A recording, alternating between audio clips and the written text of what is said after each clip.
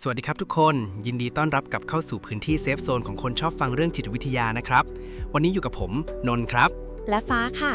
สวัสดีทุกคนที่กำลังฟังพวกเราอยู่ตอนนี้ด้วยนะคะฟ้าเชื่อว่าหลายคนที่กดเข้ามาฟังวิดีโอนี้น่าจะมีช่วงเวลาที่รู้สึกเหนื่อยล้าหรือบางทีก็แอบหมดกำลังใจกับชีวิตอยู่ใช่ไหมคะใช่ครับในวันที่ทุกอย่างไม่เป็นใจหลายคนมักจะมองว่าความรู้สึกดิ่งความเป็นคนคิดมากหรือการที่เราอ่อนไหวกับสิ่งรอบตัวง่ายเกินไปในช่วงนี้มันคือความอ่อนแอหรือเป็นข้อบกพร่องของเราแต่ความจริงแล้วในทางจิตวิทยามันไม่ใช่แบบนั้นเลยนะคะสิ่งที่คุณกำลังเผชิญอยู่หรือลักษณะนิสัยบางอย่างที่คุณคิดว่าเป็นจุดอ่อนแท้จริงแล้วมันคือจุดแข็งและเป็นกลไกที่ซ่อนคุณค่าในตัวคุณไว้ลึกมากๆวันนี้เราสองคนเลยเตรียม5ความจริงทางจิตวิทยาที่จะช่วยปลุกพลังใจและทำให้คุณมองเห็นตัวเองในมุมใหม่มาฝากกันค่ะมาเริ่มกันที่ข้อแรกเลยครับความอ่อนไหวในตอนนี้คือสัญญาณว่าคุณเป็นคนที่มีความเห็นอกเห็นใจสูงหลายคนเวลาหมดพลังมักจะร้องไห้ง่ายหรือรู้สึกดิ่งกับคำพูดคนอื่นได้ง่ายจนแอบตำหนิตัวเองว่าทำไมเราอ่อนแอจังจริงค่ะพี่นนท์บางวันแค่เห็นคลิปสุนัขจรจัดหรือเห็นเพื่อนร่วมงานน่าเศร้าเราก็เก็บมาคิดจนใจเจ็บแทนเขาแล้วแต่ในทางจิตวิทยาพบว่าคนที่ไวต่อความรู้สึกในวันที่เหนื่อยล้าแท้จริงแล้วเป็นคนที่มีเกราะป้องกันทางอารมณ์ที่ละเอียดอ่อนมากงานวิจัยชี้ให้เห็นว่าคนกลุ่มนี้จะมีสมองส่วนที่รับรู้ความรู้สึกของผู้อื่นทำงานได้ดีกว่าปกติค่ะนั่นหมายความว่าในชีวิตประจำวันคุณคือเพื่อนที่ดีที่สุดที่คุณสามารถรับรู้และปลอบโยนคนอื่นได้ดีมากๆการที่คุณรู้สึกมากไม่ได้แปลว่าคุณอ่อนแอแต่มันแปลว่าคุณมีความเป็นมนุษย์ที่สมบูรณ์และมีหัวใจที่ยิ่งใหญ่ต่างหากครับฟังแล้วใจฟูเลยค่ะมาต่อกันที่ข้อที่2กันเลยนะคะการที่คุณกำลังลังเลและไม่กล้าตัดสินใจ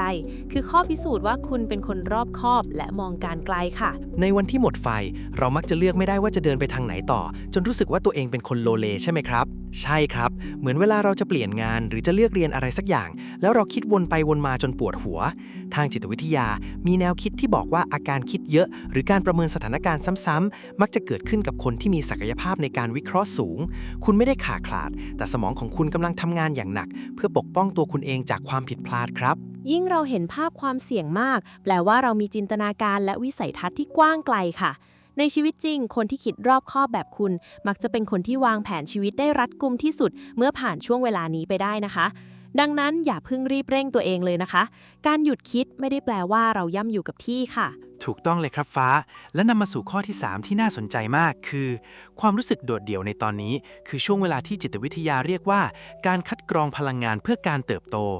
หลายคนพอเหนื่อยก็อยากอยู่คนเดียวไม่อยากตอบแชทใครจนโดนเพื่อนทักว่าทำตัวแปลกแยกหรือเปล่าฟ้ารู้สึกว่าหลายคนกดดันตัวเองเพราะเรื่องนี้มากเลยค่ะแต่รู้ไหมคะว่างานวิจัยด้านพฤติกรรมศาสตร์ชี้ให้เห็นว่ามนุษย์เราจะมีช่วงเวลาที่เรียกว่าการจำศีลทางอารมณ์เมื่อเราใช้พลังงานชีวิตไปจนขีดสุดสมองจะสั่งการให้เราดึงตัวเองออกจากสังคมชั่วคราวเพื่อซ่อมแซมจิตใจค่ะลองสังเกตดูสิครับในชีวิตประจำวันวันไหนที่เราอยู่เงียบๆคนเดียวเรามักจะได้ยินเสียงความคิดตัวเองชัดขึ้นได้รู้ว่าจริงๆแล้วเราต้องการอะไรกันแน่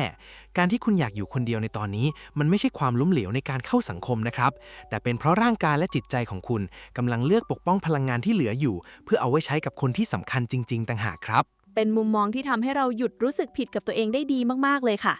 มาถึงข้อที่4กันแล้วนะคะความกลัวที่คุณกำลังเผชิญอยู่คือเครื่องยืนยันว่าคุณกำลังจะก้าวข้ามขีดจำกัดเดิมของตัวเองค่ะเวลาที่เราหมดกำลังใจส่วนใหญ่จะตามมาด้วยความกลัวอนาคตกลัวทำได้ไม่ดีพอซึ่งคนทั่วไปมักจะมองว่าความกลัวคืออุปสรรคใช่ไหมคะแต่ในทางจิตวิทยาความกลัวและการตื่นเต้นมีกลไกทางเคมีในสมองที่ใกล้เคียงกันมากค่ะ